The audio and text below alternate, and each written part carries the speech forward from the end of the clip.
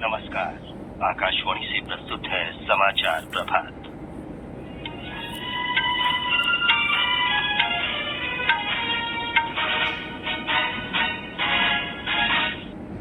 प्रधानमंत्री नरेंद्र मोदी आज शाम वीडियो कॉन्फ्रेंस के जरिए असम के बारपेटा में विश्व शांति के लिए कृष्ण गुरु एक नाम अखंड कीर्तन में भाग लेंगे।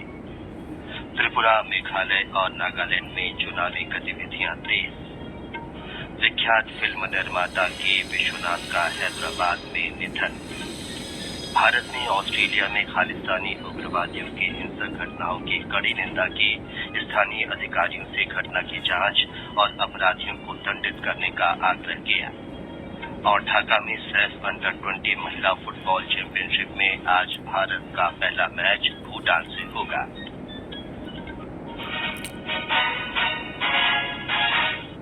समाचार प्रभात के साथ मैं विमलेंदु पांडे। प्रधानमंत्री नरेंद्र मोदी आज शाम वीडियो कॉन्फ्रेंस के जरिए असम के बारपेटा में विश्व शांति के लिए कृष्ण गुरु एक नाम अखंड कीर्तन में भाग लेंगे। प्रधानमंत्री कृष्ण गुरु सेवाश्रम के श्रद्धालुओं को भी संबोधित करेंगे। इस कार्यक्रम में केंद्रीय मंत्री सर्बानंद सोनोवाल और असम सरकार के कई मंत्री भी शामिल होंगे।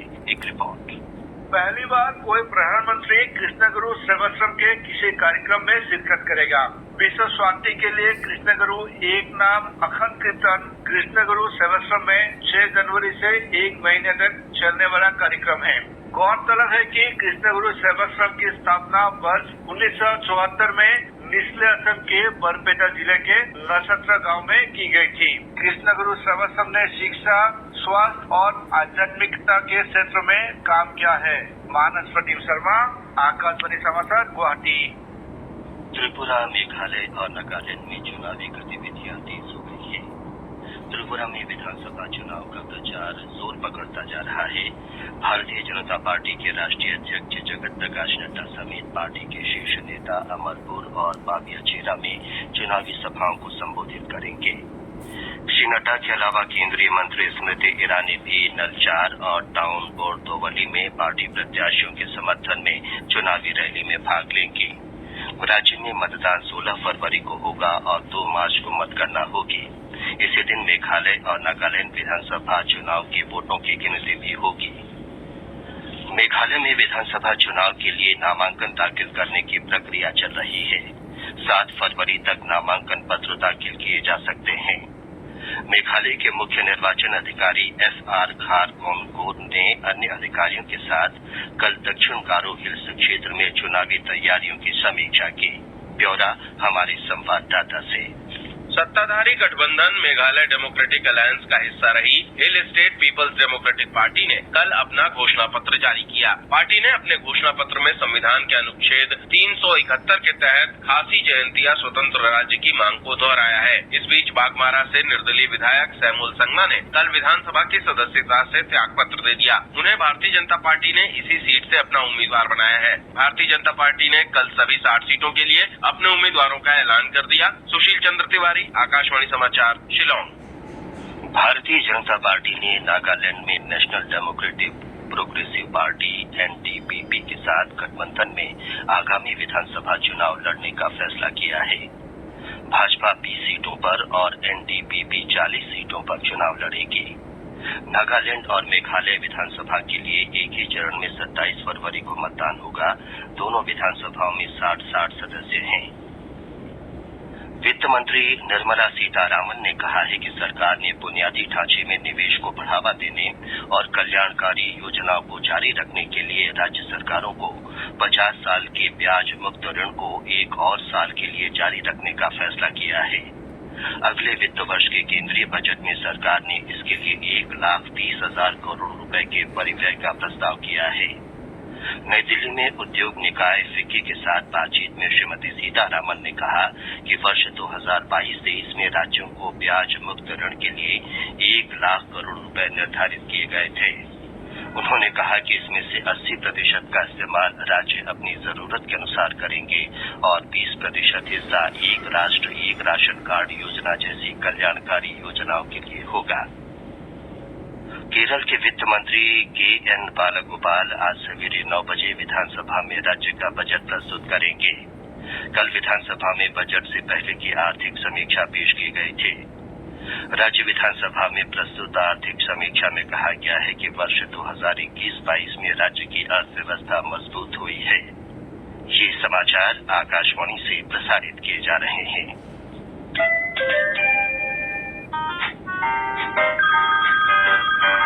सर, आपका केवाईसी अपडेट करना है, नहीं तो अकाउंट और एटीएम कार्ड ब्लॉक हो जाएगा। सावधान, सावधान। 2.5 करोड़ का इनाम मुझे।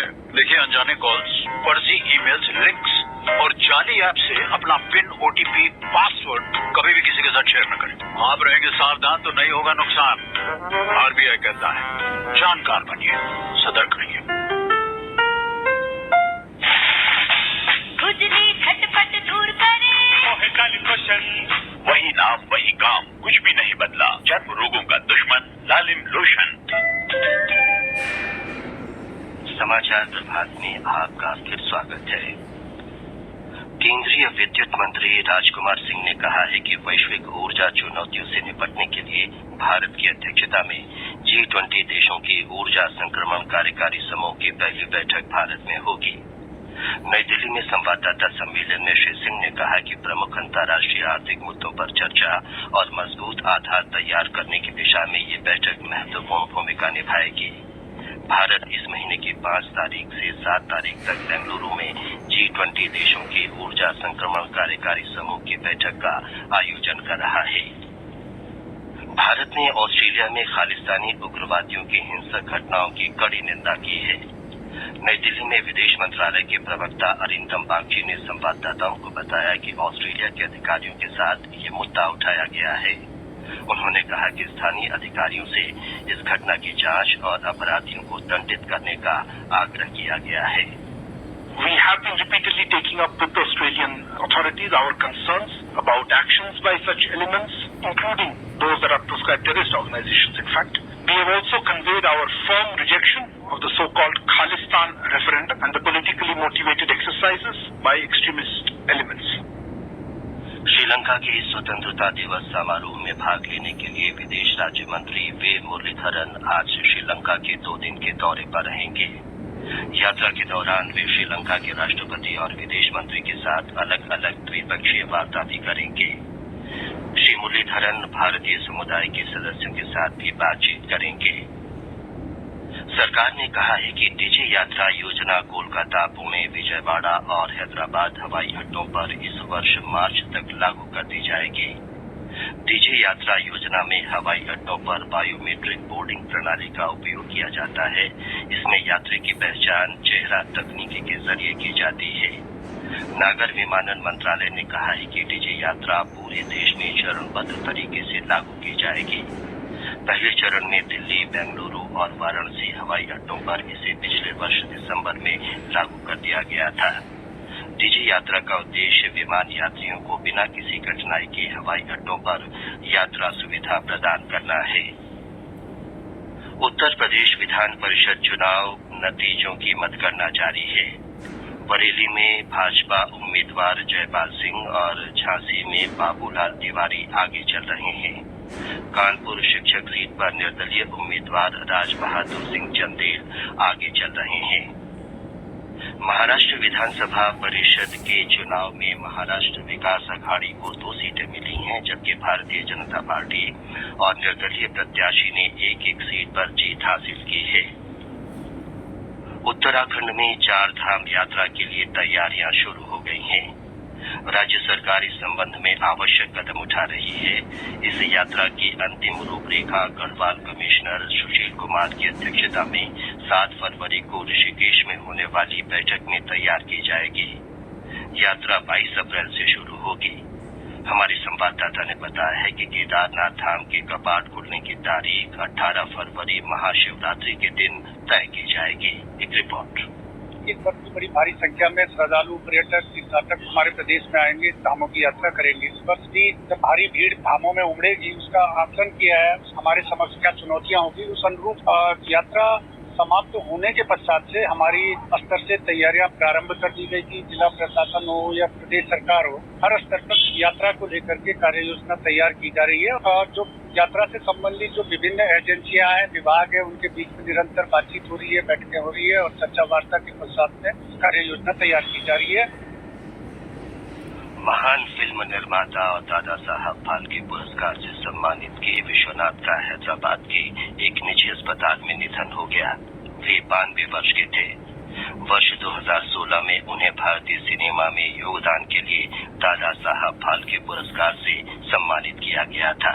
एक श्रद्धांजलि। कला तपस्वी के नाम से लोकप्रिय विश्वनाथ का जन्म 1930 में आंध्र प्रदेश में हुआ था। उन्होंने 1965 से तेलुगु, तमिल और हिंदी में 50 फिल्में बनाई और एक प्रसिद्ध फिल्म निर्माता के रूप में लोकप्रिय हुए।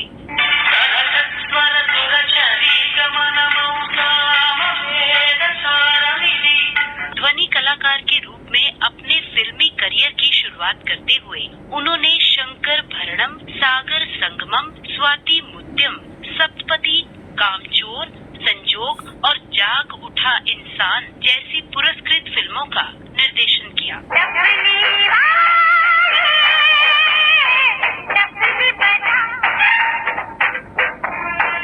उन्हें 1992 में पद्मश्री, 5 राष्ट्रीय पुरस्कार और 20 नंदी पुरस्कारों के अलावा लाइफ टाइम अचीवमेंट पुरस्कार सहित 10 फिल्म फेयर ट्रॉफी भी मिली। समाचार कक्ष से जसपाल कौर।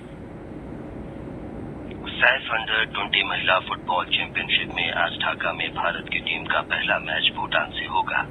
टूर्नामेंट में अन्य टीमें मेजबान बांग्लादेश और नेपाल हैं। 4 टीमों के राउंड रॉबिन के बाद शेष 2 टीमें 9 फरवरी को फाइनल खेलेंगी। भारत का मुकाबला 5 फरवरी को बांग्लादेश से और 7 फरवरी को नेपाल से होगा। और अब समाचार पत्रों की सुर्खियों के साथ हैं जागृति शर्मा। धन्यवाद विमलेंदु। अमेरिकी शोध कंपनी हिंडनबर्ग की रिपोर्ट पर संसद में हंगामा। अखबारों की बड़ी खबर है। जनसत्ता की सुर्खी है, रिजर्व बैंक ने बैंकों से अदानी समूह को दिए गए कर्ज का ब्यौरा मांगा। भारतीय स्टेट बैंक ने कहा 30,000 करोड़ रुपए दिए गए कर्ज। पंजाब नेशनल बैंक का कहना है 7,000 करोड़ रुपए का दिया है कर्ज। उधर अदानी समूह के हवाले से पत्र लिखता है, बाजार में उतार चढ़ाव के कारण अनुवर्ती सार्वजनिक निर्गम एफपीओ को लिया वापस। बजट में सोना चांदी पर सीमा शुल्क बढ़ाने और अमेरिकी केंद्रीय बैंक फेडरल रिजर्व की ब्याज दर बढ़ाने की खबर पर राजस्थान पत्रिका का शीर्षक है, पहली बार सोना 60,000 के पार, चांदी 74,000 के ऊपर। वैश्विक स्तर पर भी जबरदस्त उछाल। उधर करदाताओं पर दैनिक भास्कर का विश्लेषण है, भारत की बड़ी आबादी में आयकर चुकाने वाले 2 करोड़ भी नहीं। इनकम टैक्स में 48% की हिस्सेदारी यूपी, बिहार और मध्य प्रदेश समेत 5 राज्यों की है। अमर उजाला की बड़ी खबर है, प्राथमिक कृषि ऋण समितियां गांव में जनसेवा केंद्रों के रूप में करेंगी काम। 300 से ज्यादा सेवाएं मिलेंगी। सहकारिता मंत्रालय तथा इलेक्ट्रॉनिकी और सूचना प्रौद्योगिकी मंत्रालय में हुआ समझौता, बढ़ेगा रोजगार। जनसत्ता की खबर है, सिविल सेवा परीक्षा के जरिए रेलवे प्रबंधन सेवा में भर्ती। रेल मंत्रालय ने किया फैसला, वर्ष 2023 से संघ लोक सेवा आयोग की सिविल सेवा परीक्षा के जरिए की जाएंगी नियुक्ति। अंत में मुख्य समाचार एक बार फिर। प्रधानमंत्री नरेंद्र मोदी आज शाम वीडियो कॉन्फ्रेंस के जरिए असम के बारपेटा में विश्व शांति के लिए कृष्ण गुरु एक नाम अखंड कीर्तन में भाग लेंगे। त्रिपुरा, मेघालय और नागालैंड में चुनावी गतिविधियां तेज। विख्यात फिल्म निर्माता के विश्वनाथ का हैदराबाद में निधन। भारत ने ऑस्ट्रेलिया में खालिस्तानी उग्रवादियों की हिंसक घटनाओं की कड़ी निंदा की। स्थानीय अधिकारियों से घटना की जांच और अपराधियों को दंडित करने का आग्रह किया। और ढाका में सैफ अंडर 20 महिला फुटबॉल चैंपियनशिप में आज भारत का पहला मैच भूटान से होगा। इसके साथ ही समाचार प्रभात का ये अंक समाप्त हुआ। नमस्कार।